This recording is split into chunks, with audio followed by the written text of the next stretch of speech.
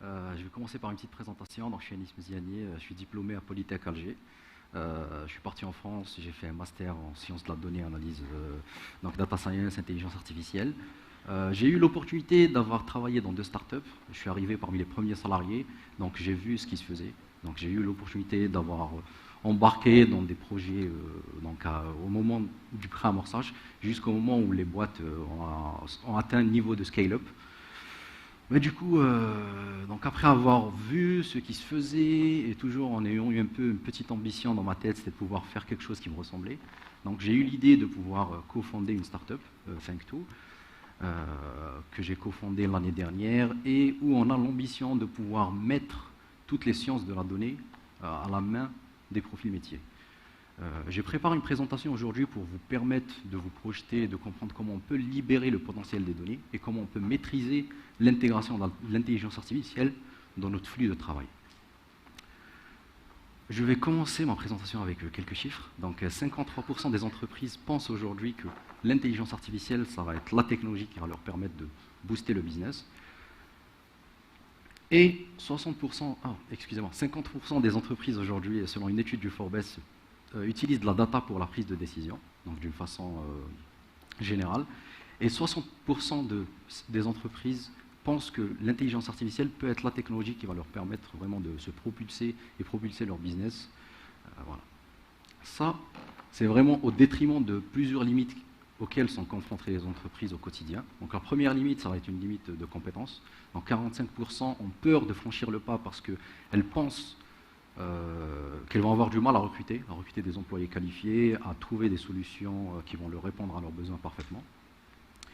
Et l'autre point aussi qui est très très important, c'est que 42% des entreprises résistent aujourd'hui au changement, résistent à l'intégration des nouvelles technologies, et c'est essentiellement dû au fait que soit les employés d'un côté refusent d'utiliser de nouveaux outils, soit parce que les décisionnaires ont du mal à se projeter et ont du mal à assumer les coûts que vont engendrer l'intégration de ces nouvelles technologies. Je vais m'attaquer dans le vif du sujet. Donc, les entreprises qui ont décidé de franchir le pas et d'exploiter la donnée pour pouvoir prendre des décisions rencontrent plusieurs pains, donc plusieurs difficultés. Le premier va concerner directement la donnée, les quantités de données qui sont souvent très très importantes, la qualité de la donnée qui n'est pas toujours délicate à être utilisée pour prendre ou à être exploitée directement, la fiabilité de la data. Donc tout ça, c'est des barrières déjà, c'est les premières barrières que rencontrent les entreprises quand elles veulent décider et franchir le pas et devenir data driver. Le deuxième point, ça va être l'infrastructure. Donc les entreprises veulent toutes avoir des solutions qui sont relativement accessibles financièrement, mais surtout qui sont à la pointe de la technologie. Donc qui vont être déployées sur du cloud, où ils vont avoir de la donnée qui va revenir et qui va se mettre à jour régulièrement. Et elles rencontrent des barrières, les plus fréquentes, ça va être la complexité, ça peut être la durée de développement aussi qui peut être très longue, et le souci de scalabilité ou le souci d'agilité. Donc elles ont du mal à pouvoir trouver de façon générale des solutions qui vont leur permettre d'ici quelques mois de soit ajouter ou retirer un produit, ou soit complètement de faire un pivot sur leur activité. Le troisième pain, et c'est ce qui ressort le plus souvent, c'est qu'ils ont de grosses difficultés pour pouvoir prendre des décisions éclairées. Donc, toutes les entreprises, tous les décisionnaires cherchent des solutions qui vont se baser sur de l'IA parce que ça a été fortement impacté par l'effet de ChatGPT pour prendre des décisions. Mais ils ont du mal à trouver ces solutions qui vont leur permettre d'avoir des insights ou d'avoir des informations pertinentes qui ressortent pour pouvoir avoir des avantages concurrentiels par rapport à ce qu'il y a sur le marché. En plus de ça, il y a l'aspect gouvernance. Donc, il faudrait mettre en place ou trouver une solution qui va permettre de centraliser la donnée et surtout de pouvoir gérer les accès à la donnée. Quelle personne dans l'entreprise va pouvoir avoir accès à quoi comme type de données et à quelle fonctionnalité. Voilà. Je vais présenter deux use cases qui vont, j'espère, vous permettre de vous projeter avec moi pour vraiment essayer de comprendre comment on va libérer le potentiel des données. Le premier use case, c'est en automobile. L'entreprise XYZ fabrique des voitures. Ils ont 3 références de voitures, mais déjà même sur leur site web, pour pouvoir passer une commande, ils offrent la possibilité à leurs clients de pouvoir customiser tous les éléments. Ça peut être le moteur, ça peut être le type de jante, ça peut être Le volant, ça peut être... voilà. Donc ils ont un besoin, c'est de pouvoir récupérer de la donnée de l'ERP qui est déjà sur place, parce qu'ils sont satisfaits. Ils ont un besoin, ça va être de pouvoir générer des prévisions se basant sur l'IA de deux approches différentes, donc top-down et bottom-up.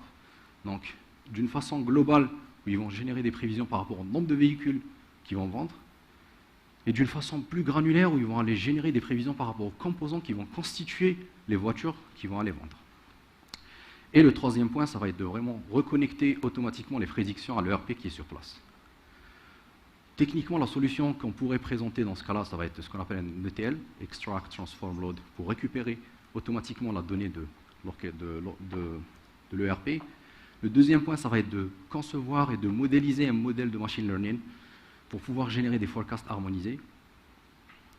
Et le dernier point, ça va être de créer ce qu'on appelle un pipeline de MLflow pour pouvoir automatiser le processus de prévision et de réinjection dans l'ERP. Le deuxième use case, c'est un use case pharmaceutique. Donc, l'entreprise fabrique des produits médicaux qui sont à destination des médecins de chirurgie esthétique. Ils ont un besoin aujourd'hui, ça va être de pouvoir récupérer la donnée de deux CRM différents. Un CRM médecin qui est destiné à partager du contenu, des vidéos de formation, et même aux médecins. Et un deuxième CRM pour le marketing et les sales, qui est destiné à où ils l'utilisent pour pouvoir faire leur campagne marketing. Le premier besoin, ça va être vraiment d'essayer de récupérer les données, les croiser, mettre en place un système de KPI pour pouvoir suivre concrètement les ROI, dans quelle campagne a marché sur quel profil de médecin, sur quelle région géolocalisée, donc leur localisation dans le monde. Et le dernier point, ça va être d'essayer d'identifier comment on peut injecter de l'intelligence artificielle pour travailler d'une façon beaucoup plus fluide, pour pouvoir automatiser et pour booster le business. La solution qu'on propose techniquement dans ce cas précis, ça va être de créer ce qu'on appelle un data as product. Donc au début, la donnée, c'était deux sources de données différentes. On va la récupérer et on va créer un produit, on va croiser, on va transformer, on va créer un produit fini qui se base sur les données issues de ces deux CRM. La deuxième solution, c'est de mettre un outil d'exploration de données facile, donc un outil de BI, de data visualisation, pour leur permettre d'aller chercher directement des informations. Et le troisième point, c'est l'identification de cas d'usage d'IA qui vont leur permettre d'avoir, de surtout extraire des enjeux business importants pour eux pour pouvoir se projeter derrière. La question que je vous pose, c'est est-ce qu'on peut pouvoir mettre en place une solution commune pour ces deux use cases? Donc la solution qu'on peut proposer pour ces deux use cases, ça va être de mettre en place ce qu'on appelle des end-to-end data platforms. Donc une end-to-end data platform, donc elle est constituée essentiellement de trois blocs. Le premier bloc qui va servir pour pouvoir faire la partie de ingest and process, donc c'est ce qu'on appelle plus communément un ETL. Il sera composé de connecteurs de données. Donc tous les connecteurs de données qu'on peut trouver sur le marché pour les bases de données, pour les CRM et les ERP les plus utilisés, ou une connexion pour Web API pour récupérer de la donnée encore d'une façon plus large. Le deuxième point, il peut permettre aussi de mettre en place des pipelines de données pour pouvoir récupérer de la donnée de façon complètement automatisée et de se mettre à jour. Et le dernier point, c'est la partie où on va mettre en place des briques de processing, donc pour pouvoir traiter ces quantités de données et en faire que ces données deviennent prêtes et directement consommables. Une fois notre donnée est prête, notre data product est prêt, on va aller utiliser cette donnée dans un bloc serve qui peut être constitué de plusieurs types de briques. La première, c'est la partie d'exploration de données, de BI, de DataVis, où l'utilisateur aura la possibilité de filtrer la donnée, de l'explorer, de la manipuler, de pouvoir visualiser, créer un rapport, créer un dashboard. La deuxième brique qui peut être directement nourrie, ça va être la brique de ML Studio. Donc c'est une brique, c'est un studio qui va permettre à l'utilisateur de pouvoir créer des modèles de machine learning, donc pouvoir entraîner des modèles d'intelligence artificielle, et surtout de les déployer automatiquement.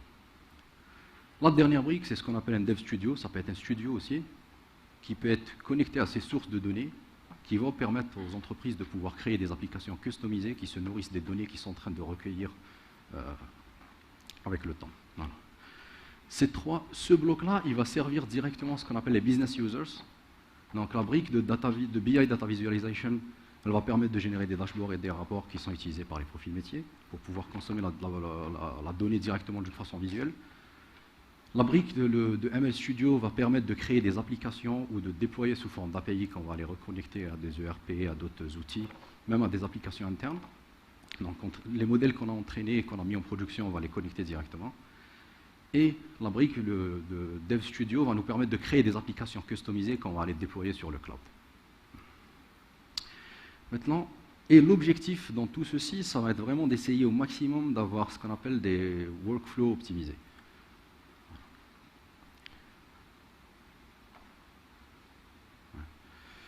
Maintenant, je vais revenir sur les deux use cases et je vais vous montrer comment on peut les appliquer et surtout comment on peut, en utilisant cette data platform, répondre aux deux use cases. Donc, on a l'ERP qui était déjà en place, avant même d'avoir pensé à mettre en place une data platform.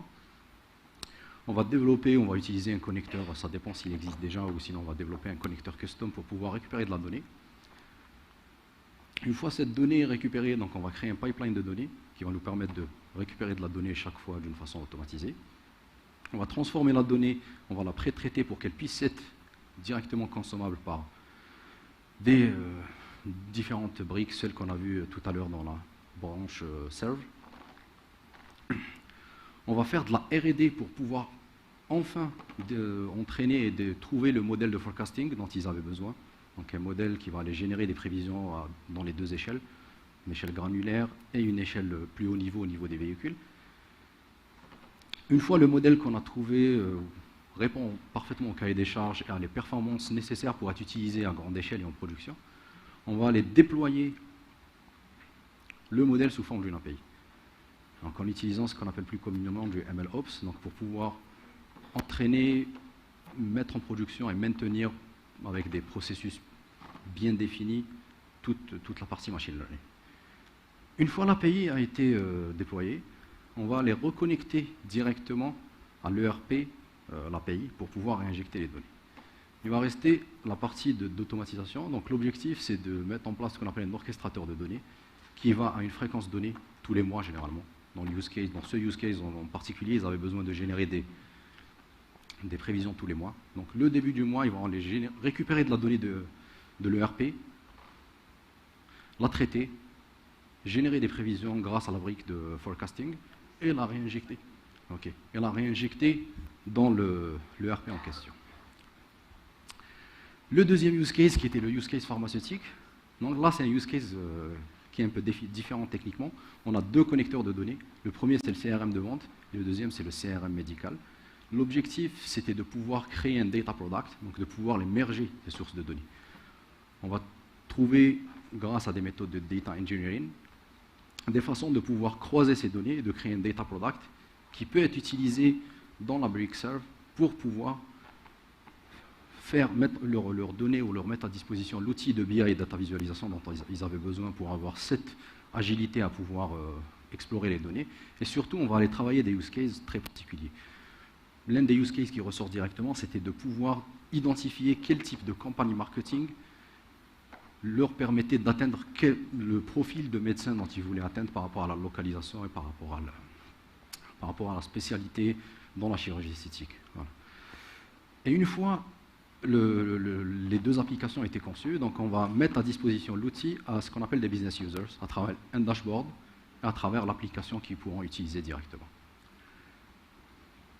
Ce type de plateforme, c'est des plateformes qui peuvent être utilisées, donc c'est ce qu'on appelle plus communément des plateformes multipurpose, parce que jusqu'au jour d'aujourd'hui, ce type de solution, on avait plutôt l'habitude de voir des profils tech les utiliser, donc des lead data scientists, des équipes de data généralement.